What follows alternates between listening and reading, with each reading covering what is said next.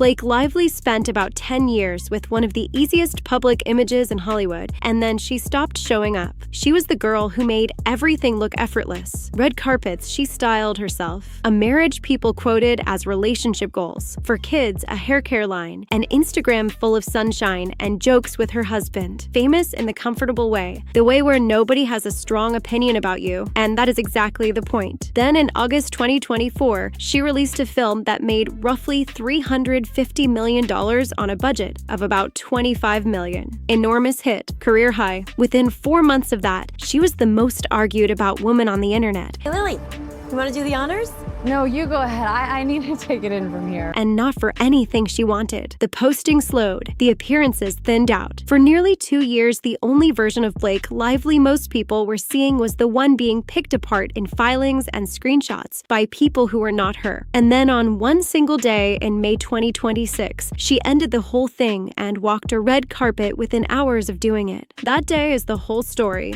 but you need the road to it first. Blake Lively filed a complaint against Justin Baldoni on December 20th, 2024, and it landed with the California Civil Rights Department before it ever became a lawsuit. The film they made together was It Ends With Us, adapted from Colleen Hoover's 2016 novel. Baldoni directed it and co-starred as Ryle. Lively played Lily Bloom. It was made through Baldoni's company, Wayfarer Studios, and released by Sony. Her account was that she raised serious concerns about how she was treated during filming, and that once she pushed on it, something organized started happening to her name. The next day, the New York Times published an investigation built substantially on private messages between the people handling Baldoni's public relations. The headline quoted a line straight out of those messages, and it was blunt enough that it became the phrase everyone repeated for 2 years. Baldoni and the publicists named in the reporting denied all of it. Their attorney Brian Friedman argued the whole thing was a disagreement over creative control that turned into an attempt to damage Baldoni's reputation. On December 31st,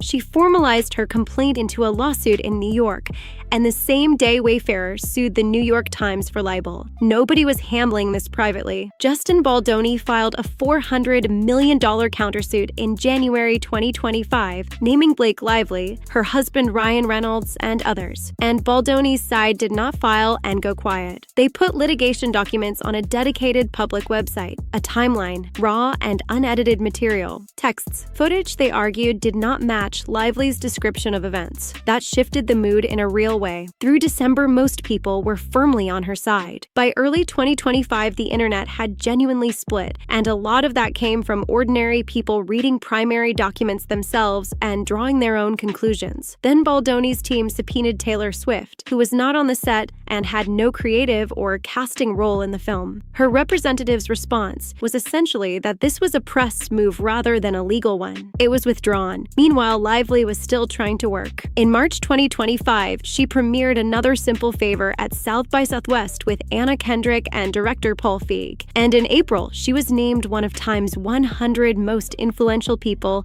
and attended the gala with Reynolds in a Zuhair Murad gown. Rare sightings. Then straight back into silence. Judge Louis J. Lyman dismissed the entire $400 million countersuit in June 2025, throwing out the claims against Blake Lively, Ryan Reynolds, and their publicist, and dismissing Wayfarer's claims against the New York Times. Massive result for her. The judge found her allegations were protected under litigation privilege. But I want to be precise, because a lot of the coverage was not. That ruling did not decide her account was true. It decided the case against her did not hold up. Those are different things. Baldoni's side had the option to appeal, and in November his team filed a motion asking the court to throw out Lively's case entirely, describing it as a list of minor grievances that did not prove a hostile environment on set. So this was nowhere near finished. A trial was set for March 9th, 2026, then pushed to May 18th, because the judge had criminal trials taking priority. And by that December, with her case a full year old, the word from her camp was that she was focused on Christmas with her kids and promoting her hairline. Next year is next year. Honestly, reading that now, she already knew how she wanted this to end. Blake Lively booked her first new film in August 2025, and the detail everyone skipped is that she is not only starring in it.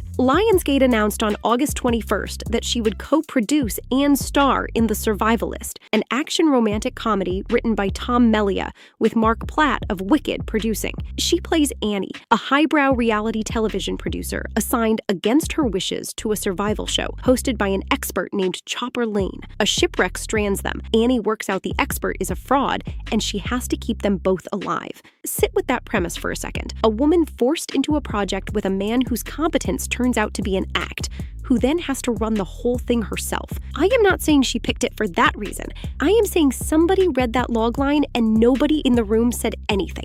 It was the first role she had secured since filing, and she took a producer credit on it, which is the part that actually matters. Producing means she is not just cast in someone else's set, she is helping decide who else is on it. That is not a comeback. That is a woman changing her job description. Blake Lively settled with Justin Baldoni on May 4th, 2026, 2 weeks before a jury was ever going to hear it. They had already sat through a court-ordered settlement conference in February, arriving separately, and walked out with no deal. 6 hours of talks, both leaving without a word to the cameras. Friedman said afterwards he expected to go to trial and was looking forward to it. 3 months later, it was over. The joint statement from both legal teams said the film itself remained a source of pride, acknowledged the process presented challenges, and recognized that concerns raised by Lively deserved to be heard. And here is the number that surprised everyone. She received no money in the settlement. She had been seeking well over $160 million. What she did keep was a live motion for attorney fees, which both sides agreed to let the judge rule on without appeal. In June, she won it. Friedman later published the full settlement agreement publicly, saying he wanted to give people finality. So no payout, no verdict, no apology, just an ending. And she had somewhere to be that night.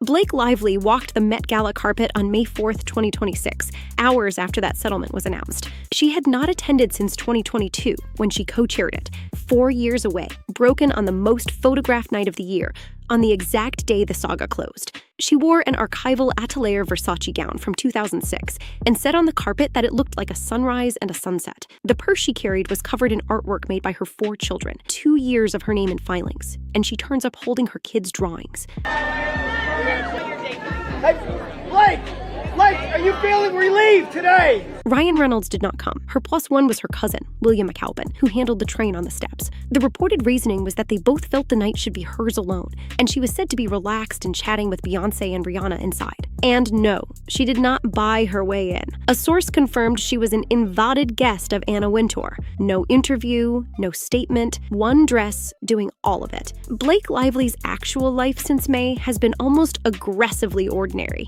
and I think that is deliberate. The first real sign came back in March, when she turned up in Wales for Wrexham's FA Cup match against Chelsea and posted a photo on the empty pitch afterwards with 3 words: "What a game." Since then, a horse show in July and the World Cup final on July 19th. Then on August 8th, she posted a carousel from Wrexham's match against Liverpool at Yankee Stadium. Her and Ryan Reynolds grinning, all 4 kids there, calling it one of the most surreal moments of their journey with the club. Football matches, frozen yogurt, her husband's team, that is the whole strategy, and it is smarter than a magazine cover. She is not asking to be admired again. She is trying to be unremarkable again, to get back to being someone people scroll past with a small, pleasant thought instead of a strong opinion. Because that is what she actually lost. Not her marriage, not her money, not her career. She lost the ability to be background noise. Do you think she gets it back? Tell me below.